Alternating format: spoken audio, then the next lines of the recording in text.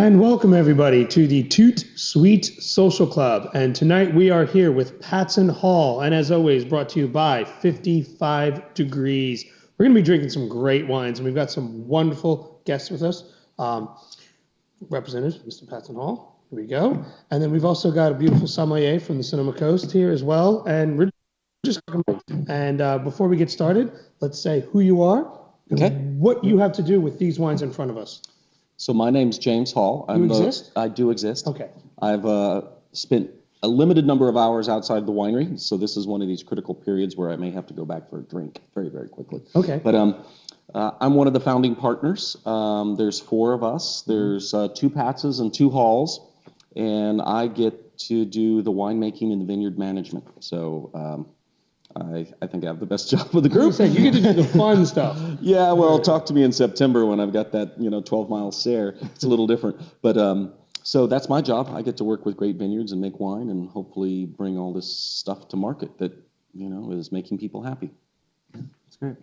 I'm Christopher Sawyer. I'm the sommelier at the Lodge at Sonoma. I've also been a national wine writer for 20 years. So big fan of James Hall and Patz and Hall wines. We've had a lot of great times together, and I continue to buy his wines on a regular basis. I think that this is a 25-year anniversary, and it's fun to be here tonight, especially tasting some of the new releases. Mm-hmm. Well, we've got some beautiful wine in front of us, and we've already kind of started delving into them, and really in the sense of what the Patz and Hall portfolio offers. What would you say that we have? Well, we're Chardonnay and Pinot specialists. So it started with one wine in 1988, which was Napa Valley Chardonnay. It was a single vineyard from Caldwell Vineyards, which a couple of you might remember as the starting vineyard for some famous wineries like Paulmeyer. And then we branched out into other single vineyards, and now we've become largely Sonoma-focused. Being Chardonnay and Pinot, it's natural that we're drawn to Sonoma with all their great Chardonnay and Pinot vineyards. So over the 25 years, we've gone from a single Chardonnay to now 22 individual bottlings of Chardonnay and Pinot. And so it's quite a ride. How do you keep up with all that? That's a lot of wine. I don't know. It's not easy, but it's, practice. Okay. And plus having great grapes makes it so much easier.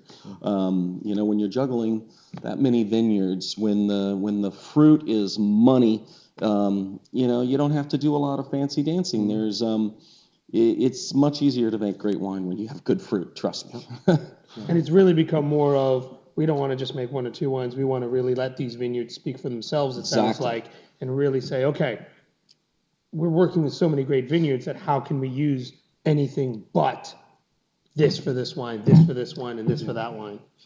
It's a bit like a bicycling team. You send out 10 guys, and if somebody gets dropped on the hill, they're probably not going to be on the team.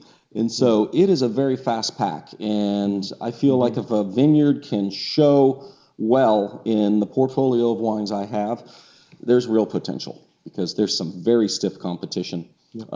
That's the hardest thing I do as a vineyard relations guy is give the bad news to some people that they're got to be dropped. And when it comes to somebody like yourself working in a restaurant, if you've got a winery coming to you with this many wines, you can only have so many wines on your menu. Even if he is a good friend. It's a good point well taken. But the fact is, he sells out of most of his wines, and I can only get my hands on so many. Right now, I'm doing his Sonoma Coast Chardonnay by the glass in the Bean and Bottle, which is a wine shop inside the hotel.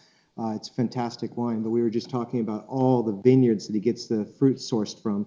They're fantastic vineyards, but they all have their own complexity and their own little identities. We're talking about different clones of Chardonnay that go into this kind of a blend. We're talking about different barrel treatments. It's so fun. It's almost like a kid in a candy store when I go into his barrel room with him. Let's taste it out of this barrel now.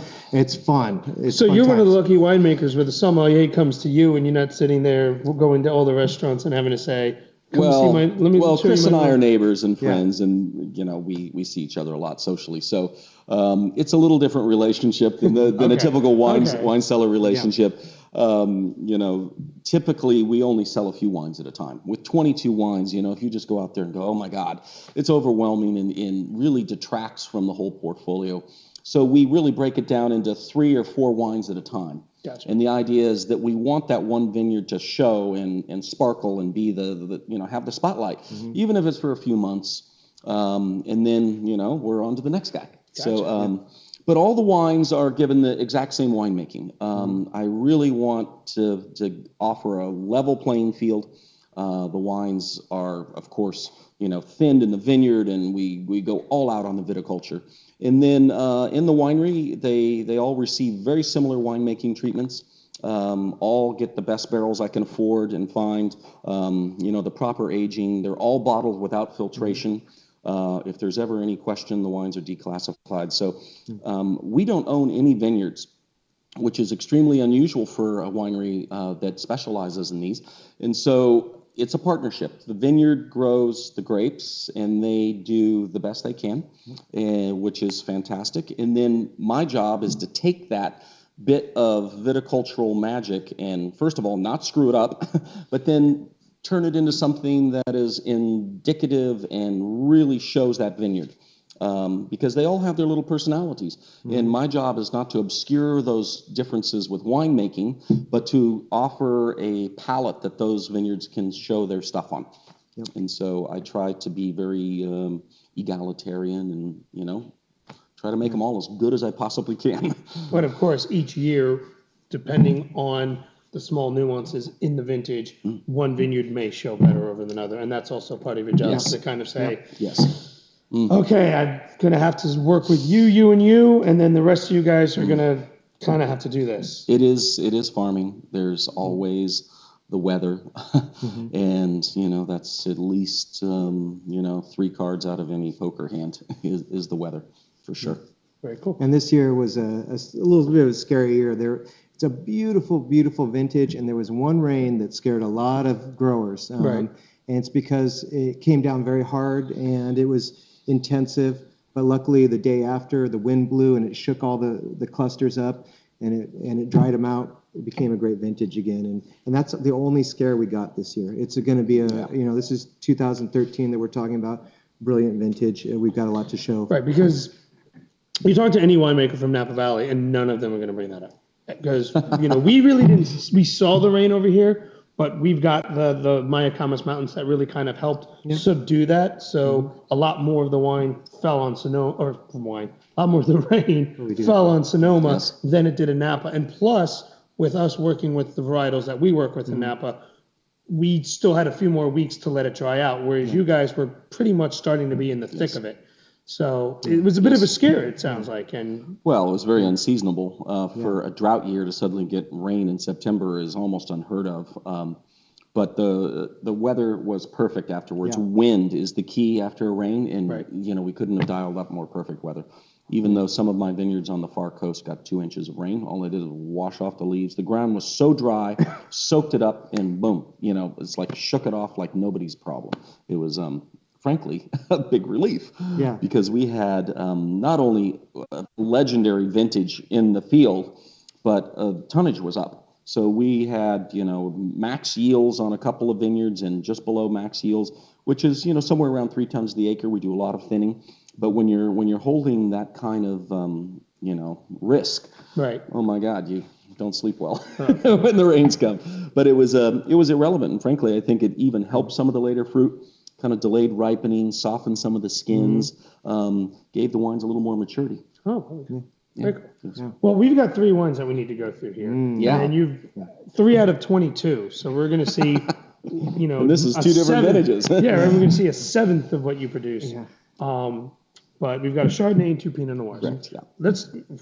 Do we start with the Pinot Noir, go back to the Chardonnay? Or you want to Let's start with the Chardonnay. Oh, okay. We're going to have to be, okay. Yeah, we're going to be conventional, even though you go to Burgundy and they often taste Pinot first. But I think this is the best wine to start with. So this is Durell Vineyards. Now, Durell Vineyards is quite famous. Yep.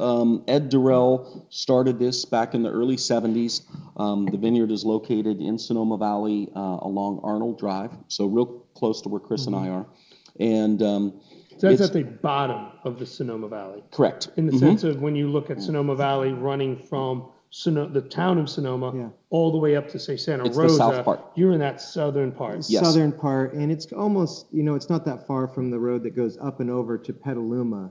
Gotcha. Actually, it's not that, it's only a few miles off of that. And it's up there kind of in these kind of rolling hills that kind of go deep before they get up to the top of the cliff that is the block of the wind coming in from the Petaluma Gap area. Gotcha. And you're just north of Carneros. You're not technically within Carneros when you're there. That's a good question. Ed Durell was on a committee that drew the Carneros borders, and he wasn't convinced it was going to be a huge success, or, well, who knows exactly what he was thinking, but he drew the line through the middle of his vineyard.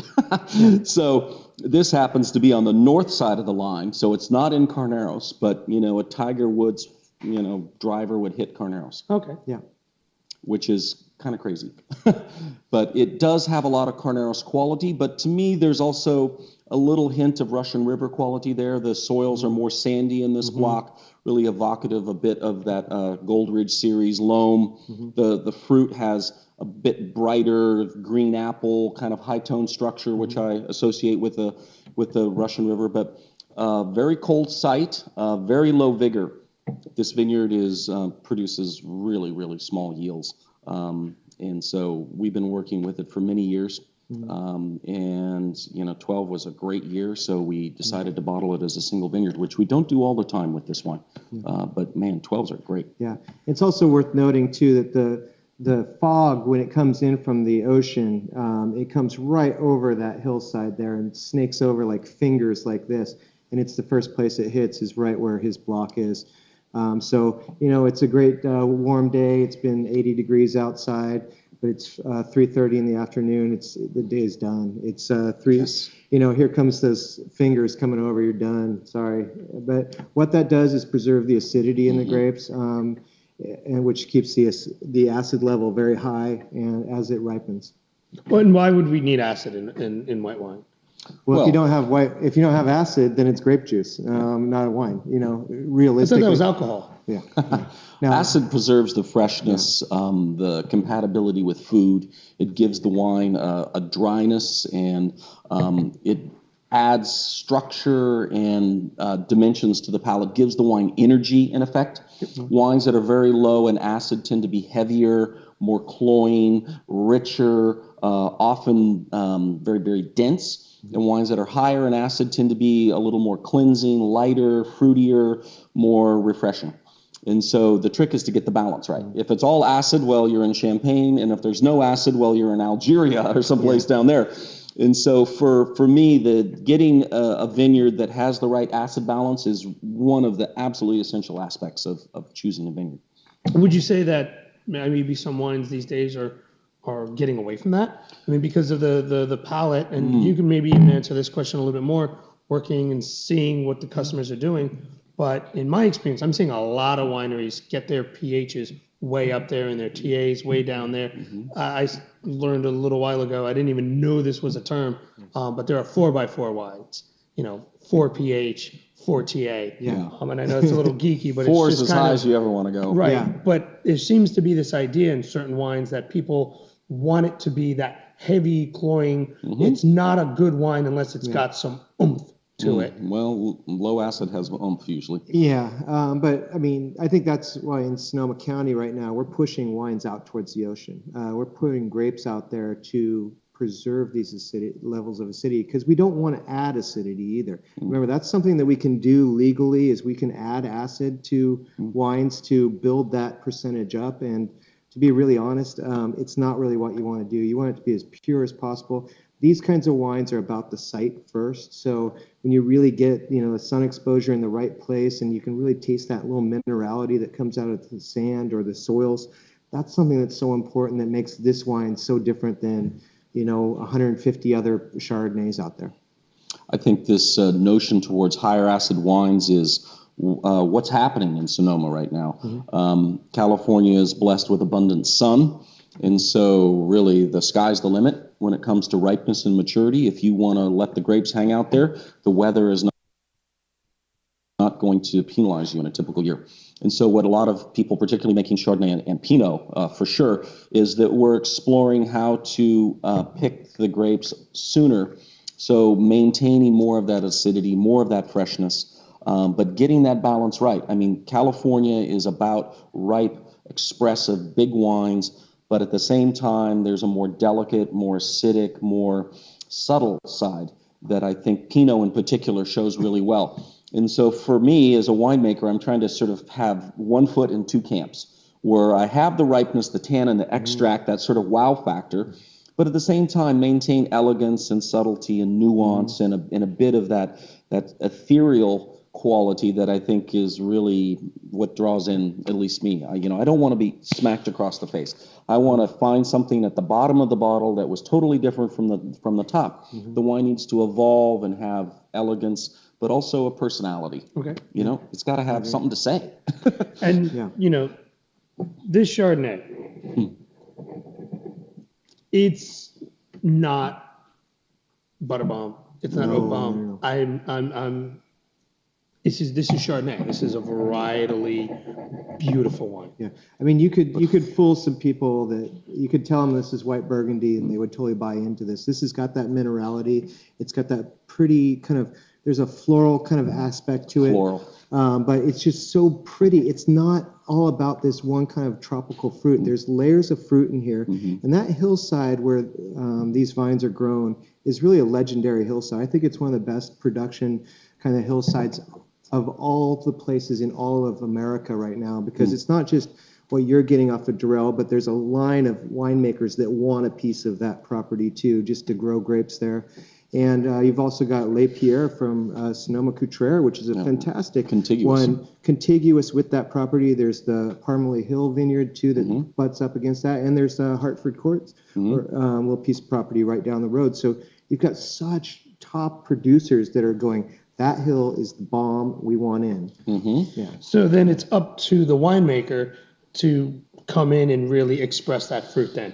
You don't want to come in and say, yes, I've got this great quality fruit and it's going to give me this backbone, but I'm going to hit it with as much new oak as I can, and I'm going to go full secondary malolactic fermentation because, yes, I've got all this acid and I've got all this interesting characteristic, but I want this to be a big monster Chardonnay because, let's be honest, there is a market out there for those big monster Chardonnays, but it's up to you guys. Smaller than it used to be. Yeah, it's dying down. It is going down. And one of the reasons for that is the freshness of Chardonnay. People are starting to really actually understand that Chardonnay actually does have flavor, because it's so covered up by butter and oak in a lot of cases that, especially the younger generations, they're really into brightness and freshness and crispness and kind of the mothers of these kids too were really, I like that butter. I feel just like I'm at the movie theater right now, drinking it in liquid form. But I think that this is really the trend right now, and it's laying off the new oak a little bit. So tell us a little bit about this wine and what is the production of new oak. Let's look at this guy stealing my job. I'm just throwing 35% new oak.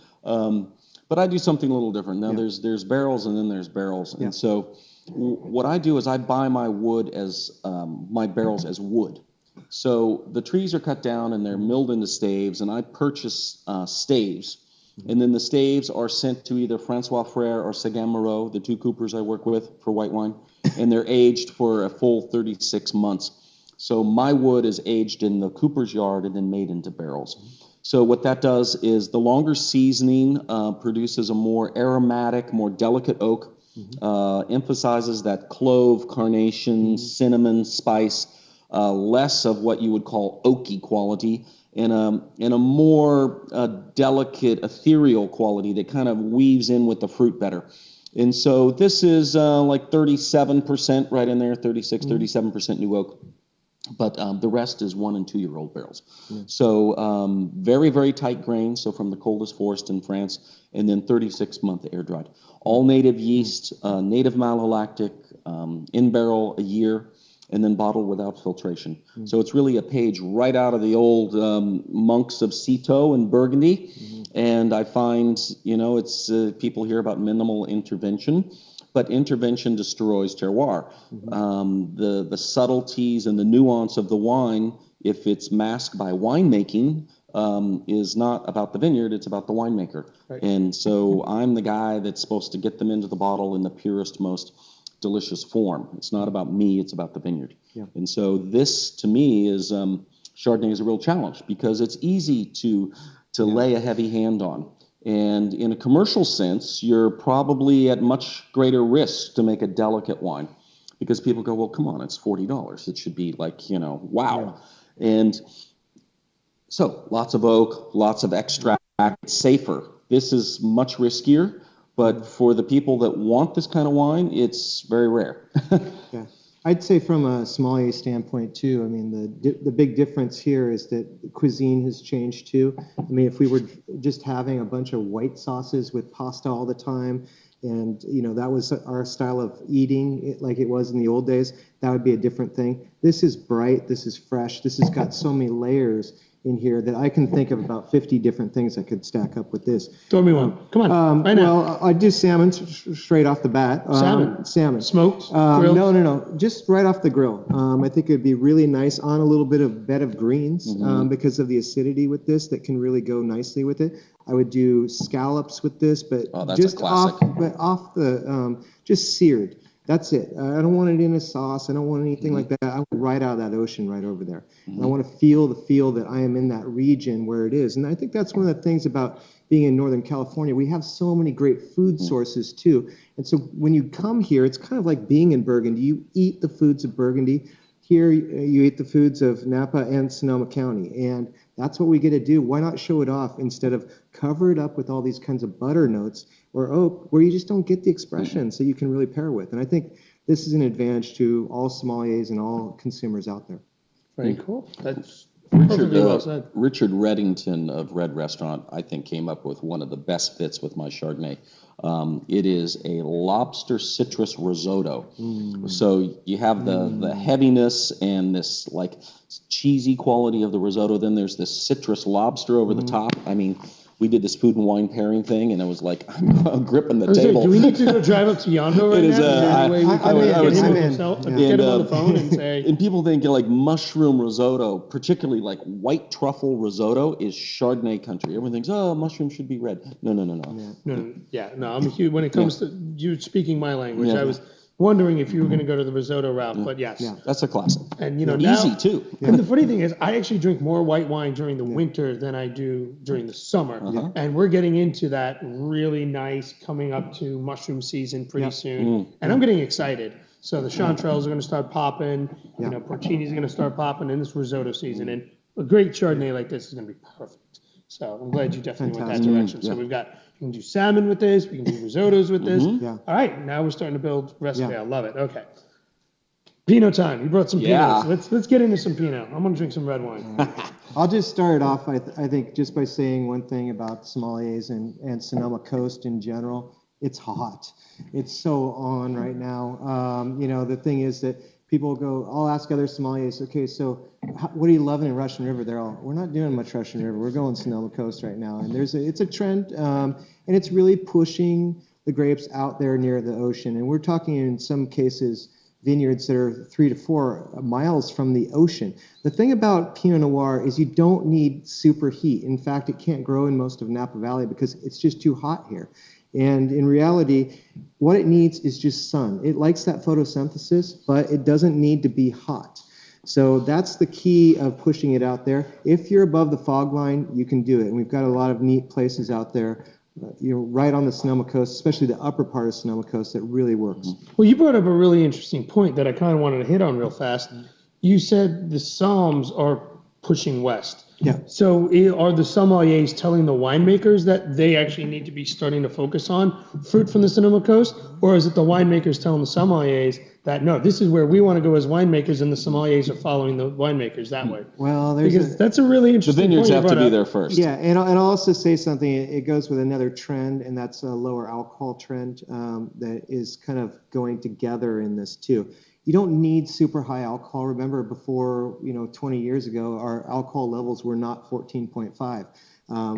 They were really down in the 13s, and you're starting to see more people, as long as you can ripen that fruit, going out that way. And the thing is, we have different plant material or clones today that we can really do that with that we didn't have a long time ago. So I think that the ability for us to push it that way has really grown, and there is a big enthusiastic group moving. But who's pushing it? The Soms or the winemakers? I think the winemakers did it first. I think they did it first. But Soms are the interpreters between the winemakers and the consumers. They're the ones that take all the information and process it and deliver the wine experience that their customers hope for. So if a sommelier only buys, blockbuster, powerhouse wines, then, that's not really satisfying the diversity that the consumer wants. Yeah. And I've seen it go the other way, where sommeliers do just the opposite. They buy nothing but esoteric. It's, Chocolate and Gruner Veltliner and, all these other obscure wines, and people are lost as well. So it's one of the toughest jobs, because you need to understand all the coded messages you're getting, but also you have to have a great palate. I mean, the best sommeliers can taste a wine and go, whoa, I like it. I know my customers are going to like it. It's a great wine made by a good winemaker. I'm buying it, and I'm going to help spread the word. And without Soms and restaurants, I don't think the California wine scene would be anywhere near where it's at. No. You just there's nothing like having the right food in the restaurant environment with a beautiful wine and a well-served glass that it makes the experience. Yeah, at Carneros Bistro at the Lodge at Sonoma, I mean, number one wine I sell is Pinot Noir. I do 3 by the glass. I do over 100 by the bottle, and it flies. And it's because people have found the instinct to come to Sonoma County because they're hunting down the top Pinot Noirs in the United States, and I think we're packing them. And it's a relatively new trend. I mean, it's not a trend. It's a movement. Yeah. But 25 years ago, there was not a lot of Pinot in Sonoma. It was considered a fickle, difficult grape, a fool's errand. Yeah. Certainly economically unviable, and probably a loss all the way around. Yeah. And there were a few pioneers that persevered and produced these iconic wines, and people were like, oh my God, this is the real deal. Yeah. This is worth pursuing, and it inspired other people to plant the grapes. Yeah. And as a winemaker, I can't do anything without a vineyard. I want the vineyard owner to be successful and make money and spread their, fruit around, but they still have to be the ones taking the plunge. They still have to put the grapes in the ground and take that financial risk, and then I can help them make wine. But there's been a lot of very brave viticulturists in Sonoma that have done things that make no sense. No sense financially. And it's also worth noting too that we're talking about Sonoma Coast. We're going to be talking about Russian River here in a moment, but you also work with fruit from Carneros too, and that's a very interesting region. That's the area that's shared by both Napa and Sonoma counties. It's on the southern end of both of those counties, and the reason that's so interesting down there is there are great Pinot Noir vineyards. It's really well known for Chardonnay first. Yes. But the Pinot Noir vineyards are not just for still wines. I mean, you make a great one from Hyde Vineyard. It just got sold out. So, one of my favorites. I tried to buy more of it and it's sold out. Because I got 95 points? Sorry. Oh, geez. But it can't come late to the party, man. I already had some. Oh, I good. just wanted more. It's a fantastic wine, but we're talking about Carneros, which is very site-specific again. I think it's a very interesting area, too, because it's also one of the hubs for the best sparkling wine in America, too. So you are using Pinot Noir grapes grown down there for Gloria Ferrer, Domaine Carneros, Domaine Chandon, Mum Napa, Schramsberg, and others that are all grown down there. So it has its own dimensions down there. And in some cases, it's better to pick those grapes early. And in some cases, when you've got the Hyde Vineyard or some of the projects that Saintsbury are working on and different special vineyards, it's a great area too, but it's just not as well known as Russian River, Sonoma Coast in the case of Northern California. Well, when you think about Sonoma County, you're thinking about a county that's 3.5 times the size of Napa Valley. Yep. I mean, it's a big area. And when you start breaking down Sonoma, you've got to look at how it has a lot of different influences on its terroir. You have that Carneros, which you've been talking about, which is really influenced by the bay. But we've got the Sonoma Coast, which is really what we want to get into with this first wine, which is more about the ocean. And then you've got the Russian River. Petaluma Gap. The Petaluma Gap especially. But, and then of course you got Russian River, which is now we're kind of going from south up here, and then we're going to go a little bit north over again. Right. So this wine is a blend of 18 vineyards. So out of the 22 wines I make, only 2 are blended. the Sonoma Coast Chardonnay and Sonoma Coast Pinot Noir. So it's 100% Pinot Noir, but from 18 small family vineyards. I only buy grapes from small family vineyards, privately owned. I believe that's really important when you have an owner that believes in the site and helps farm it and helps bring that site to life. And so it's a way to work with growers that are up and coming. Maybe they have newer blocks. Maybe it's a new relationship. I cannot make 50 different wines. No. So the idea of using this as a way to aggregate and bring together almost like a collective of smaller vineyards with the 4s and the 5-ton lots. And now I can go out and sell this nationally. I can sell this in New York and Chicago, and this becomes like my leader, the leader of the peloton. How much of this do you make? 12 was a very big year for us, and we made 14,000 cases of this wine. One wine, wow. 14,000 cases. That's huge for us. That's double what we made in 2008. Yeah. 2012 was a huge year just for winemakers. There was probably the biggest problem, because it was really good conditions, is that you didn't have enough barrels. That was pretty much the biggest problem you had, because there was too much good stuff out there. And so it's not a bad year, that's for sure. We've got 2 years in a row right now that we're looking at 2012, 2013 that are fantastic. And this is coming off of a group of years where, Sonoma and Napa were really struggling. Oh, yeah. 2008, 2009, 2010. 8 was okay, but 9, 10, and 11 all had their own. 9 was very good, but I'd say 10 for the heat spike that we had, and then for 11 for rain. Luckily, with Pinot Noir, that gets picked mainly first, so it didn't get the impact. I picked all my wines before the rain. It doesn't get the impact that Cabernet or Zinfandel or some things that are going to hang out there for a long time and just try to keep ripening. They can't do that with clouds in the air. But I remember 2010 being particularly cold. It was. Especially on the It was coast. The coldest vintage we had if you add up all the days. 11 had the impression of being colder because we didn't have the 2 heat events that we had in 10. But 10 was technically quite a bit colder. And both vintages make really interesting wines. There's something to be said for vintages that challenge the vineyard, brings out a personality in the vineyard, and a great vineyard tends to react to those vintages and produce something interesting. And if you keep the yields low and you don't add a lot of water and a lot of fertilizer, you see the soil, you see the personality come out. And so difficult vintages, I consider an opportunity to show a different facet. And so like the 11s, we have an 11 here next. I'm happy with the 11s, even though it might be considered one of the most challenging years for Cabernet in decades. There's some terrific Pinots. Yeah, well, I'm looking forward to that one then, definitely. But so let's talk a little bit more about the Sonoma Coast.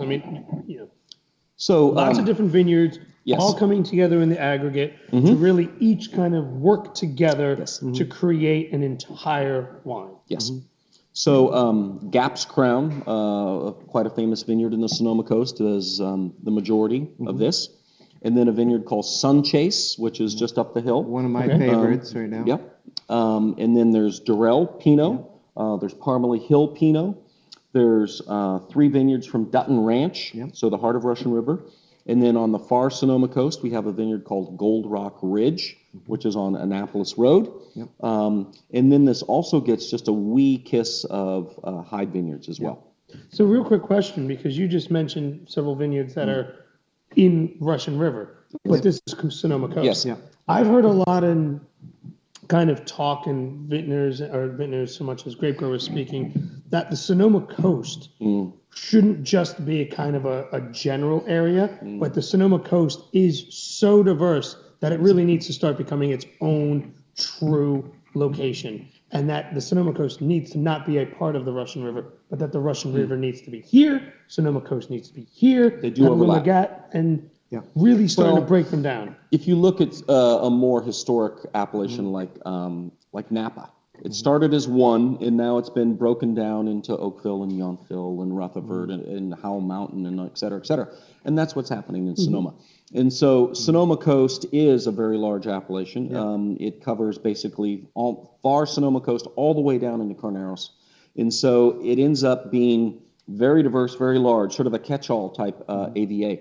And what we're in the process of doing, and I think it'll take many decades, is we're finding the individual little terroirs inside that AVA that deserve further classification. So there's going to be Petaluma Gap, Fort Ross Seaview, Sonoma Valley, et cetera, et cetera. Yeah. What we got here? You guys got a question? Yeah, we have a question from a Frank Pettinger, and he understands that you are using cement vats to age your white wines. No, that's not true. No cement. Okay.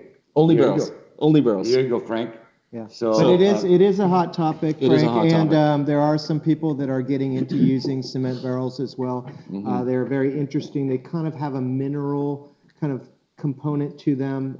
They're very interesting. They're very neutral, but they just, the way that the grapes play in there, or the finished wine plays in there, is very interesting. So Yeah. I know that you've never shown me one if you're packing. No, So no, I have. I don't think so. I don't know. I have a small, Yeah. a small disagreement with concrete because I feel that it does impact the wine fairly significantly. Okay. The flavor of the concrete is there, and of course the flavor of the barrel is there as well. So, to me, anytime you add something to the vineyard character, you have to be very, very careful about where it sits in the whole notion of terroir. Yeah. Again, it should not be about the winemaking. It should not be about the vessel. It should be about the vineyard. The thing that the concrete vats have is they have great thermodynamics, and they really spread the lees around. Yeah. And so I think it's very similar to what you'd get out of a large, say, a puncheant or a demi-mood or even a foudre, something that's in the 300 or 400, 600 liter range. We're just starting to talk about different size barrels. Different size barrels. And so it's like a bigger barrel. Yeah, there's more liquid than there is surface, so it's not as impacting. More reduced. The lees play a bigger role. But let's face it. There's no one right answer. And so the beautiful thing is that there's this huge, crazy mix of personalities and philosophies and vineyards and winemaking and who's got money, who's got skill, and it's frankly all up in the air. There is no right way. No. So when we're talking about this wine, we're talking about the Sonoma Coast. We've got this many vineyards going into it. And you're trying to make each one of those vineyards and allow the vineyard to speak for itself and really bring them all together in the aggregate. And at the same time, you're trying to make sure that you don't over oak it, that you don't go beyond and take away from that. In this particular wine, how do you hold that together? Well, make each wine individually is the key. Yeah. So every wine has its own tank. Every wine is made as a single vineyard wine. And then on the blending table, I compose the blend. So it's a bit like having a choir. So you've got all these great voices, and how do you blend the voices to make a beautiful harmony and a chord? Some are high, some are low, etc. And so it's the same thing with this. Some of the vineyards are very tannic and rich and big and muscular, and others are very high tone and floral and pretty and acidic. Yeah. And so it's one of my favorite wines to make because, frankly, it involves blending, and none of the other single vineyards do. The single vineyard wines are sort of like you play, your hand, and there you are. And here, I get to sort of play the wizard at the end and compose these blends. And it's very challenging because,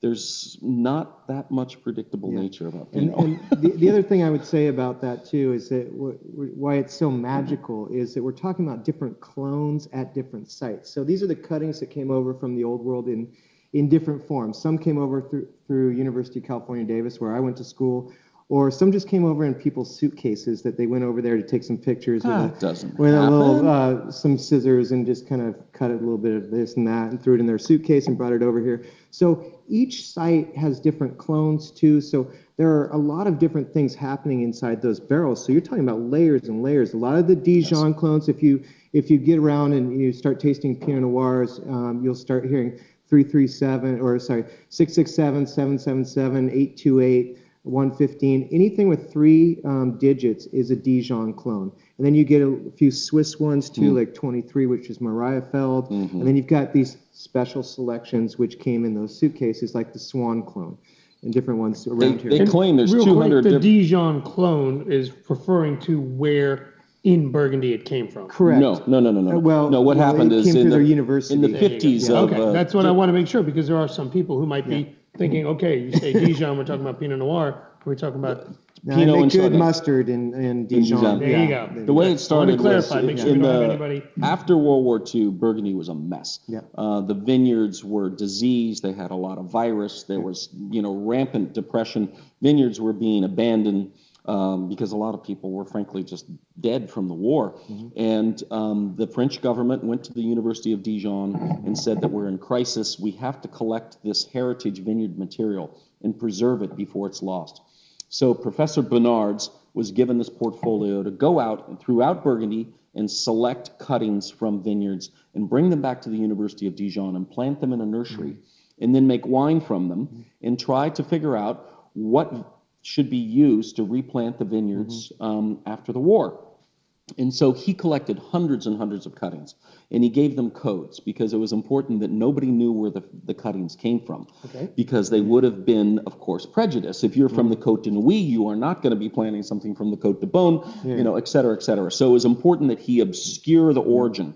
And a few clones came to the top. And so out of the 200 selections of Pinot Noir that are reputed to exist, he got about 75 or 80 of them. And of those, there's about 10 that he considered really top-notch. And then he categorized them into different levels. So some are production selections that are meant for village-type vineyards where the economics are really important to get yields. The other is color. Some Pinot is very light in color, others very dark. And so particularly in a cold climate where you have botrytis, if you don't have any color in there, the wine can be pink. And then the third is what he called his fine clones. And so those would be reserved for Premier Cru or Grand Cru. And so if you're an aspiring vigneron, you would go and you would select the proper ratio of the yielding clone, the color clone, and the fine clone. And so what we've managed to do is take this decades-long trial and cherry pick it and bring those selections over here to California. And so when people say Dijon selections, they don't quite understand that it's a many, many year project that we're getting the benefit of. Thank you. Thanks, French. Monsieur Bernards. All right. So it's complex. We're now working on clones. Let's bring it in and let's talk about the clones that are used in this final wine here in this Russian River. Well, very diverse. I would say mostly Dijon 115, but also some California heritage clones like Swan and Calera, Pomar, and 667, 777, Pizzoni selection. It goes on and on. There's at least 12 different selections here.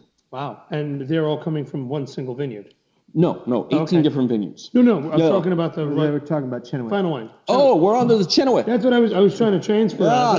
See, I'm still talking about some... No, Chenoweth is a very See how nerdy you can get when you talk about clones? Yeah. This could happen to you at home. This is 100% Dijon clone, 50% clone 115, and then the remainder is 667, 777, and 828. That's alphabet soup. Yes. Yeah. I'm sure all this information can be found if we were to go through on the website. It has all this, and you can get as geeky that's as you really want. not the point. The point is that Chenoweth to me is a great site because very small, up on a hill, farmed by one guy. There's no water. He trucks water up to this vineyard, and it just has a distinct personality. Every year, I pick it out. It's Chenoweth, and to me, that's high praise. When a vineyard speaks its own language and it's clear and resonant, then hey, I want to work with that site. Very cool. I think we got More questions. A few more questions. The next one is from John Delport from Cary, North Carolina. Oh, wow. Actually, this is a gentleman that met you a few years back. And, at the Triangle Wine Experience? I'm not sure, but he's saying that you are incredible. Oh, geez. The time he spent with you was very fantastic. And he was here in Napa Valley, stopped at the winery and bought some of your Patz and Hall and enjoyed the wine. Tremendously. Thank you. His question is, what are your expectations for 2013? 13. Well, it's early, first of all, but 13 is very, very promising. It was a drought year, so almost no rain, and often that's a real problem because it can bring frost. When the clouds aren't there and the rain's not flowing, it's usually clear, and the clear skies can bring frost, and we had no frost. It was one of the easiest frost vintages I've ever seen. So that's a good start. And then flowering went perfect. So another key step that determines the crop level, the pollination phase was just like, and then dry, cool, warm, and this beautiful little rhythm. In like classic California, you walk outside and you go, oh my God, another one. Yeah. Here's another one. And it just keeps coming. And their 13 is a big vintage crop-wise, but weather-wise and the way everything came together, it's very, very promising. To me, it reminds me sort of a cross between 97, which is a legend, and maybe like 2005. Okay. Oh, wow.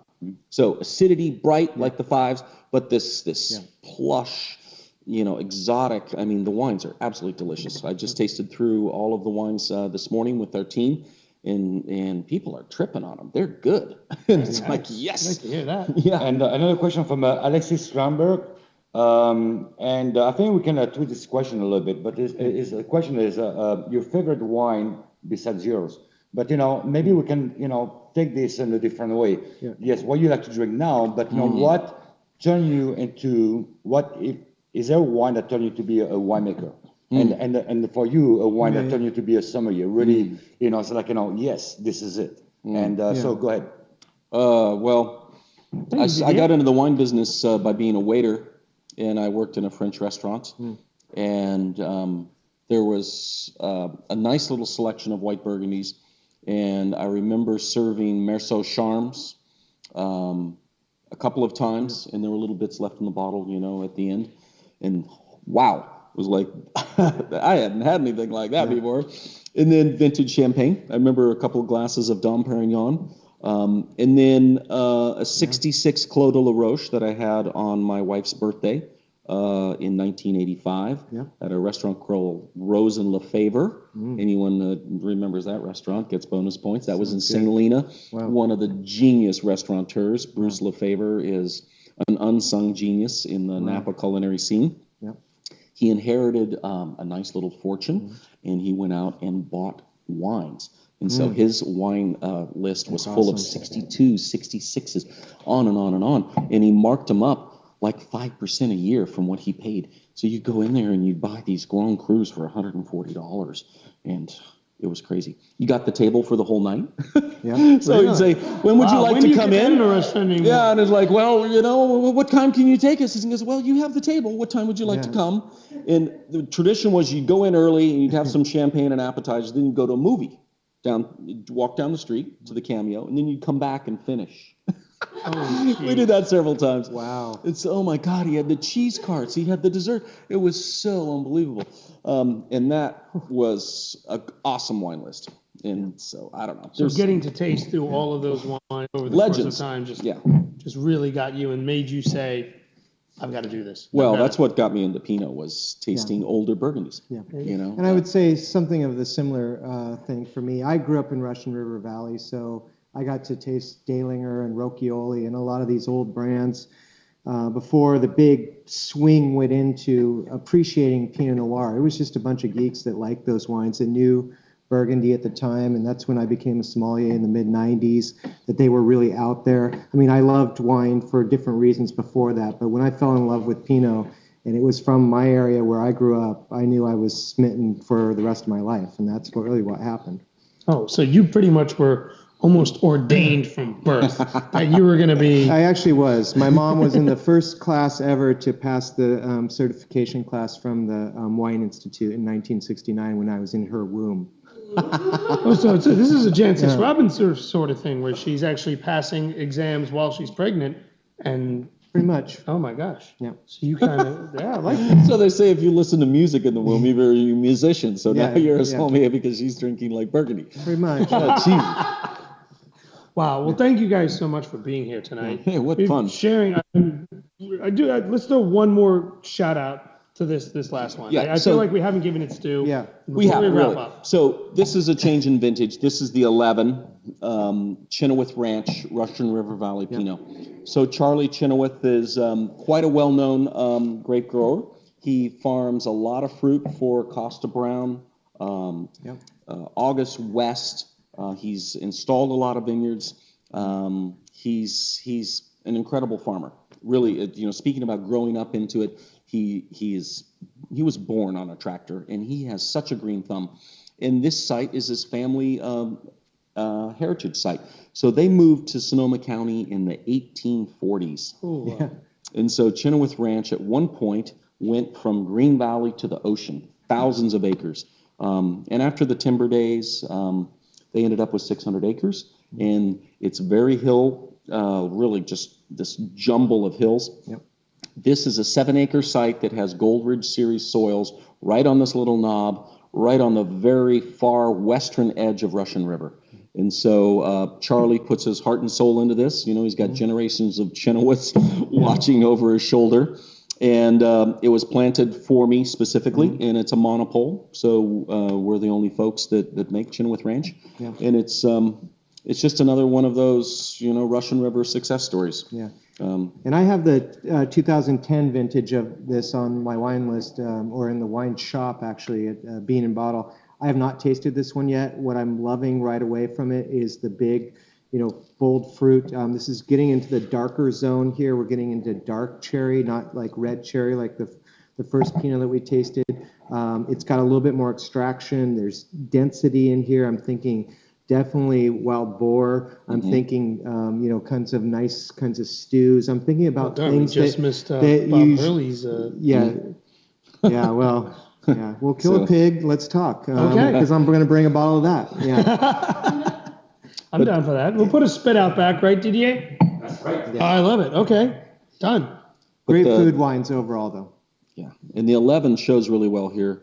A little more cut, a little more acidity, a little more compact structure on the palate, where typically this wine is a little more rounder and sweeter. This year is very dry, much more savory, kind of hints at some of those darker, smoky aromas. Yep. And often it's much more voluptuous and fruity. So a different take on a great vineyard. Yep. Oh, man. These are just the 3 wines that you brought to share with us today have been absolutely fantastic. I mean, really, we're looking at... We got him. You turned me... You know, I'm a Napa guy. I'm supposed to be talking about Cabernet and Merlot and Bordeaux varietals. Yeah, well, those are great, too. And those are great, too. But you guys have definitely really yanked me in today, shown me some great Chardonnay, amazing Pinot Noir. And I hope you guys have really learned a lot from these 2 guys, because I have as well. Thank you so much for being here. Yeah. And thank you for... we have to have a nice little toast here. Yeah. So, Ching ching. Ching ching. Thank you, gentlemen. To the future. To the future. Thank you, everybody, and thank you to 55 Degrees. We appreciate it. Oh, yeah, 55. You guys have a great day.